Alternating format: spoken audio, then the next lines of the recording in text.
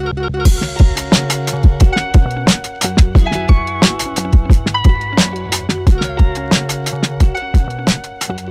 I'm Matthew Herzberg, and this is the Myopia Mindset. This is your weekly check-in for everything motivation, education, and inspiration on your path to success with myopia management. And speaking of education, I am super excited about this episode because I have two absolute legends on with me. These two guys have together and separately done so much to shape our industry, their research, their speaking, all of the things that they've written about myopia control, Ortho-K. It is my honor to have Pat, Caroline, and Randy Kojima on the Myopia Mindset. Guys, thank you so much for joining us. You bet, Matt. Thank you.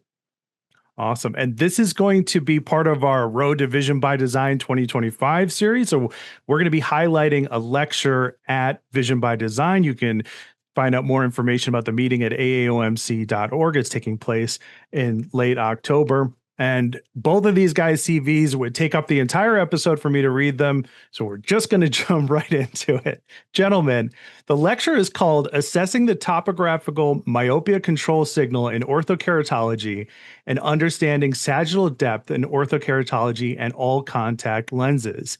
And when I looked at the description for this lecture, I was blown away by it. Randy spoke briefly about it in my interview with him. So let's start with the lecture itself. Talk about the research, the lecture, and take it from there. Well, the lecture is really going to be focusing in on how we can modulate the myopia control signal to the child's eye. You know, back in the old days, Matt, it used to be we would do orthokeratology on a child and just that was it, you know, with the myopia control treatment. They either responded well or not. And the results of the studies showed that we could control the child's myopia to a degree of around 50%. And some children would do extremely well with Ortho-K, and then there's this relatively large cohort that would not do well. Now, what we're trying to do is modulate the treatment of Ortho-K. That is very quickly in the Ortho-K treatment, i.e. 1 month, we have to make a decision. Is this child getting the desired myopia control signal we're trying to target? That is, are they responding to Ortho-K? If they're not responding, and I'm talking 50% of the kids may not be responding well, we have to change our course. We have to go to a different optical zone design in the Ortho-K lens, or we have to add additional therapies such as atropine. So that's kind of what our story is. And Randy has developed some new tools that have really shed some great light on how we can identify and modulate this signal.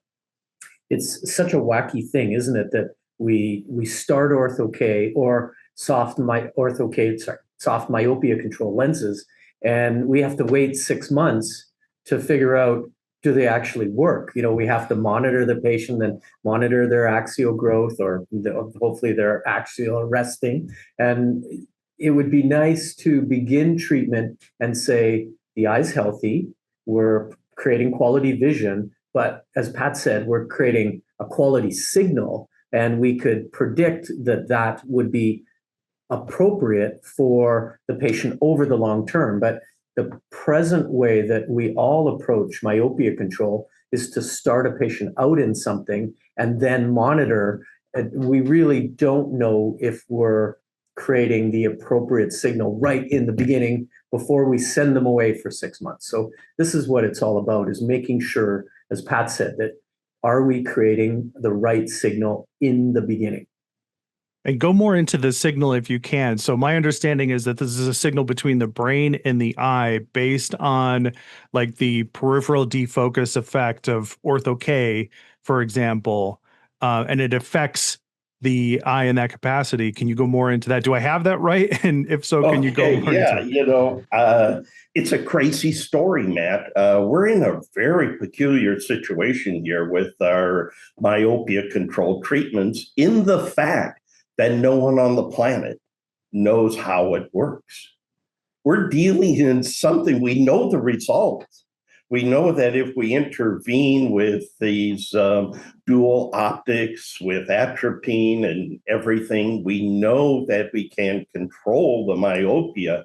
But the neurotransmitting chemicals that are being altered in this pathway, we just literally don't know that answer yet. We will know the answer in 5 years.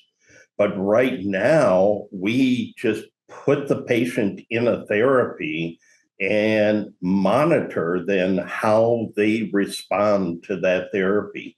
The actual mechanism as to what is happening with the eye and with the brain and everything else is still a surprising mystery to us. And being brought to question right now is this whole peripheral defocus mechanism. It's pretty clear that this is a foveal-driven phenomenon. This is nothing to do with peripheral defocus. Now, I know that is kind of heresy to say that in a myopia control meeting. But, you see lenses like the Altius lens coming out from J&J. It is a center near multifocal contact lens. The ability. Yeah, the ability. Yeah, the Altius. The ability.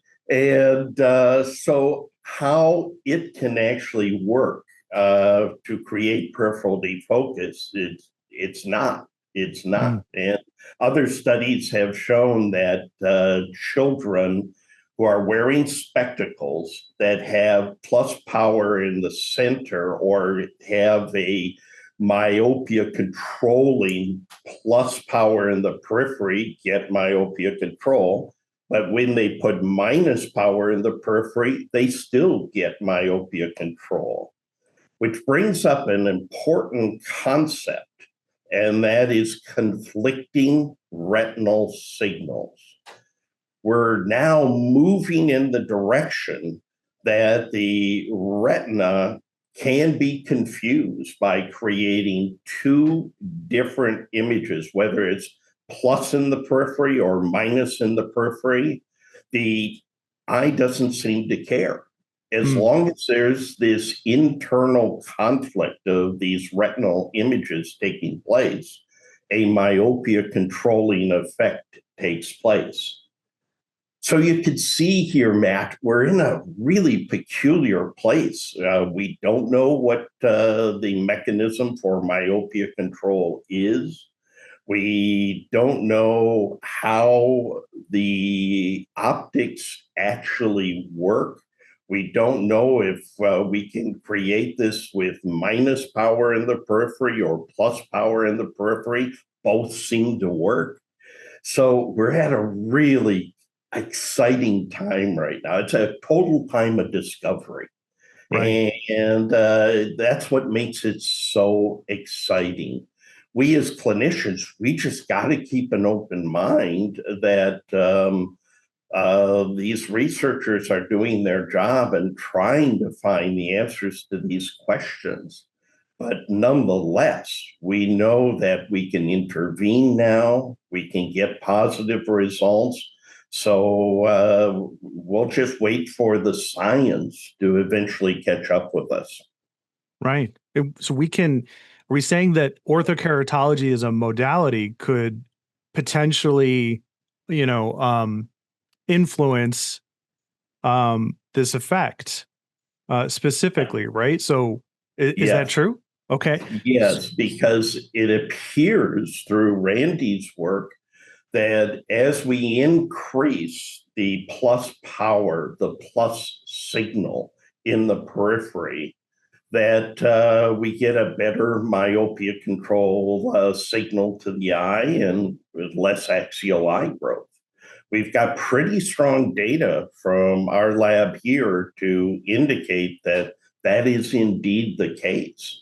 The stronger we make that signal, the better the myopia control is with orthokeratology.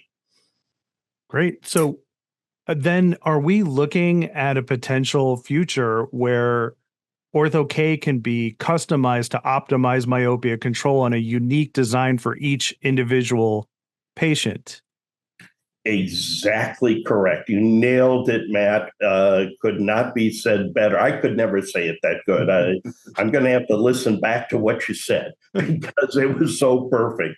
It is. It's going to be now, today, we have to customize the treatment for each individual child because each individual child is going to respond very differently. Now, this is nothing new in medicine. Doctors know that certain patients respond to certain medications. We know this is often the case with glaucoma treatments, that certain patients just do not do well on a certain medication and respond very favorably to others. So because we don't understand these pathways of what actually creates the myopia control treatment, we have to keep an incredibly open mind as clinicians. Monitor that child very carefully in that first month or two. See if they're getting, if the myopia is indeed slowing down, and then modulate our treatments. And fortunately, today, we've got Ortho-K designs that we can modulate. We've got the introduction of atropine and other therapies. So it's an exciting time. Just Go ahead. an example, Matt, in regards to your customization, should a patient with a pupil this big have the same optics as a patient who has a pupil this big or this big? The amount of customization, it's so deep in how we can approach each and every eye. And, that's just talking about pupil size, how the epithelium responds, and if they have astigmatism, how you might alter the effect, not just across the flat, but across the steep. So there's all kinds of ways that we can be appropriately designing the lenses to match each patient's need. And that's not something we've historically done, right? That in past years, we would take the same lens that we would fit on an adult and fit it on a child. We'd fit the same lens that would be fit on one patient with low myopia. We'd fit the same lens on a patient with high myopia. We're not altering the parameters. So we're really moving the needle, I think, as an industry to recognize that there's so many ways we can customize these lenses to create signal specific to each patient, each eye. Yeah, and that kind of leads into a question I was going to ask you guys, because one of the questions I had thought of was, do we always need a small treatment zone? Like, what do we do about like a patient with a larger pupil size? Can you speak more to that, since you mentioned pupil size? Yeah, I mean, there are a lot of things you could do. You could treat the child with a larger optical zone, let's say a 6mm or traditional optical zone, but then you can add low-dose atropine to their therapy.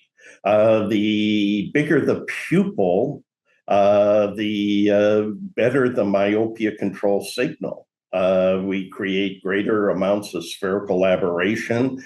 So yeah, the big pupil is an issue with orthokeratology, but here we're just a simple addition of low-dose atropine really can be advantageous to the child. So yeah, and that child, you may need to use a dual treatment. So it's just such a, we got tools. Right. And we have to use every tool in the toolbox. But as you can imagine, Matt, it's all centered around axial length measurements. And axial length measurements have been a critical tool in understanding these early adaptations to myopia control. Are we getting the appropriate signal for that individual child? And that we have to pick up with very conscientious, very deliberate axial length measurements. And that is why when we're doing our axial length measurements here at Pacific, we like to do 20 measurements. Got to remember, we're trying to get measurements on a very young child. That child is just naturally going to be moving fixation a little bit. I know some of our kids are phenomenal, but some of them aren't so good. They get distracted early. And so we really like to do 20 measurements. They go very quick. You could do 20 measurements in 30 seconds. And so we're not talking about a long, drawn-out procedure, but taking the average now of those 20 measurements and throwing out the measurements where the signal-to-noise ratio isn't appropriate, man, you can really get some powerful data in a very short window of time. It's so funny, Matt, when we're doing our choroidal thickness measurements to see, is a child's choroid getting thicker with treatment? You only need the lenses on the eyes for 30 minutes. In 30 minutes, we can tell pretty definitively whether a child is getting a myopia control signal or not. So that is some exciting information.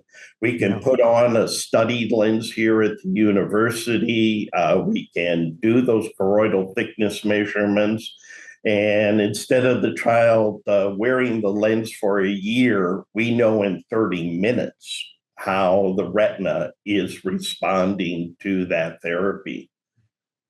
So I got to tell you, buddy, we are in for some exciting times up ahead, research-wise, clinical-wise. And I think the wonderful thing here is perhaps our ability to join the clinic together with the research and be able to combine those two to really give the child the best treatment we possibly can.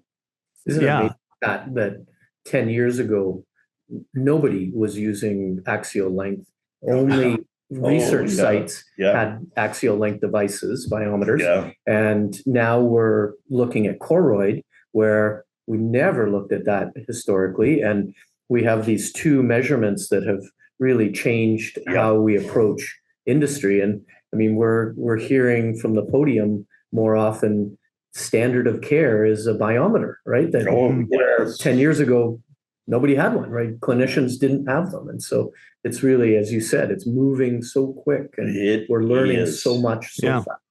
And that's a perfect lead into my next question, because, you mentioned research and all the cool things you were doing. And, I think of the two of you like two kids in a candy store when it comes to this kind of stuff, but it makes me think about like the more practical application, because, orthokeratology, correct me if I'm wrong, but there's a 50% myopia control, generically speaking. And I imagine the average ECP thinks to themselves, okay, 50% myopia control, that's good enough for me. So I'm wondering what the practical applications of this are in the future. Where does this fit in that regard? Well, the future looks absolutely awesome, because I know that too many bright minds are working on this right now to figure out what is the mechanism for myopia control. You see, in the world of medicine, we can treat a lot of different things, But we can do that because we know the mechanism as to how it works. Diabetes, high blood pressure, glucose. We all know the mechanisms for these conditions, and therefore we can target our therapies. Right now, we don't know the mechanism as to how myopia control works, and it's pretty clear. It's multifactorial. It's not just one mechanism. The optical mechanisms of orthokeratology and multifocal soft lenses work on probably a very different principle than does atropine or pharmacologic interventions. So once we get that story figured out and we know how it works, we're going to even be able to better target our treatments for these kids.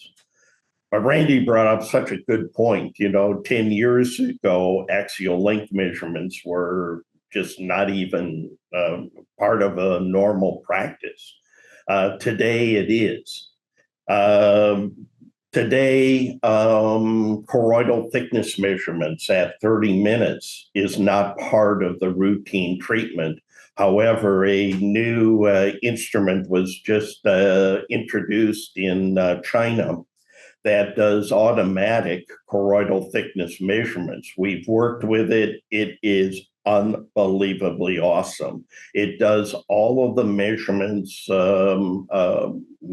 automatically. Right now, when we do choroidal thickness measurements, we have to actually take the image and we have to digitize it and do these measurements kind of by hand. So it takes very time consuming. And impractical, right? And impractical at this present time. It really is. And but that's research. Then the bioengineers take over and they go, oh my gosh, you guys, we can do this in seconds. I remember the day, Matt, when we were doing a photokeratoscopy before video keratoscopy, before the color-coded maps. And we would take the rings and we would hand measure the distance between the rings. We would divide by 4.97. When that measurement sticks in my head, this was 40, 50 years ago that we did this, but we would have to do that, and then we could map out the surface of the eye. It took 45 minutes to map out by hand the curvatures of these eyes. Today, it takes less than a second. So it just, man, I'll tell you, getting old that's the only advantage. You really appreciate what the bioengineers can do. So don't ever say, well, it's too time consuming. Yes, it is right now. But just give those bioengineers a few years and they do some incredible work. Yeah, definitely. We'll end on this question because, I've been attending your guys' lectures for as long as you've been doing them, in my opinion, as long as I've been in this industry. And it seems like this particular lecture represents like an evolution in how we think of all of these aspects, right?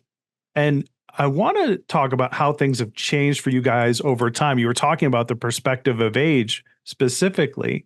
And, I'm reminded of that retrospective 5-year study by Eddie Chow that showed that, by utilizing multi-curve lenses and steeper reverse curves and aspheric optic zones and Jessen factor, et cetera, he improved results over a standard 4 or 5 curve design. So speak about how things have changed for you guys, and how was Dr. Chow's work an influence on you guys, and to walk us through how things have evolved over this long period of time to where we are now. Yeah, I would maybe step in and say Pat was one of the first to suggest that we should first look at the type of topographical response that we have and how a -3 effect could be different for one patient versus another patient. And how's that possible when you're putting the same lens on both these -3 eyes and you get two very different topographies? And so Pat suggested that, hey, maybe we could influence the shape that comes out by manipulating the optic zone sizes. So he was really the first to say, hey, let's not accept that we should always fit a 6 mm optic zone or 6.2 or 5.8. We should maybe try to alter that shape much more. And so that led to a construction that was exploring using the smaller optic zone. And then Pat and Eddie actually worked quite close together in those early years. And then Eddie took that on in his study with great enthusiasm and produced this incredible study with, such a large cohort of the small optic zone and the large optic zone. So I think Eddie's influence was incredibly powerful in that he provided the clinical outcomes that we understood that in long term, these smaller optic zones were producing better outcomes. And then tell them about the Hong Kong Polytechnic study. Yeah, the VOLT study is one that really has moved the needle as well. We had Eddie's study, we have Jaume Pani's study from Spain, and now the VOLT study that suggests that when you use the smaller optic zone, you can up that signal to have more than 50% less eye growth. So yeah, it's a pretty exciting time that we're seeing that these specific modifications to the parameters are producing better myopia control in Ortho-K. But one of the things you said, Matt, that I think was really important too, is that when we use smaller optic zones, it does produce more topographical signal to send to the back of the eye and slow down eye growth. But we also have to be sensitive, and you mentioned it, for somebody with a large pupil, they might be more sensitive than others to having those aberrations. And we found in the VOLT study that there was a number of patients, it was small, I think it was 2 patients that just couldn't handle having that small optic zone. They had too much aberration. So we took them out of the small optic zone and put them in the larger optic zone, and they did just fine. So it's not always going to be, one method for every patient. We're going to have to customize for each patient. Right. Yeah. And then, like you said, Matt, with regards to this lecture that's coming up, what is it going to entail? And I think you're right. It's the sum total of the knowledge that we have learned about orthokeratology and myopia control over the past 20 years. We're not going to do a historical perspective, but the end result is we are in an incredible place right now. We're right where we should be as an industry. We're going to just continue to keep moving the needle here as much as we can until we flatline the myopia control. You see these myopia control, charts that show increasing myopia with time and so on. We're not going to stop until we put a child in Ortho-K and completely, to the best of our ability, limit their eye growth. Got to remember, kind of an important fact for the folks that are listening, the eye reaches its adult axial length at about age 5, 23.5 millimeters. I'm talking age 5. The eye stops growing, unless there are some outside influences. So eyes reach adult size very, very quickly in our evolution as a human. So we're going to try to hold that 23.5 axial length as best we can throughout the child's life. And also using or having an understanding of soft multifocal lenses will also be a big component of the talk. So it won't all be signal in orthokeratology. We're also going to talk about how we look at the signal in soft multifocal lenses. So we're super excited to share these findings of wow. Yeah. Yeah, I can't wait to attend the lecture for sure. It's going to be fantastic. You know, whenever you guys speak, you can it's almost like you can hear the noise of people's brains exploding when you guys talk. You just hear it, like people are like, wow, wow, wow. You can hear it throughout the audience, and it's just it's amazing. I want to thank you, both of you, so much for coming on, and thank you for the role that you've played, you know, in our industry, all of the important work that the two of you have done. I mean, you've shaped how we think about all of these things, and you're constantly challenging us and reinventing how we think about all of these concepts. So thank you so much for your contribution, and I can't wait to attend the lecture for sure. Well, we geek out a lot over here, don't we? We do geek out a lot. So thank you, Matt, for inviting us to be a part of this story. The work you're doing in promoting myopia control is absolutely phenomenal. We're so happy and for you, and we thank you so much. Awesome. Awesome. All right. Well, for everybody else, we'll see you at the next one.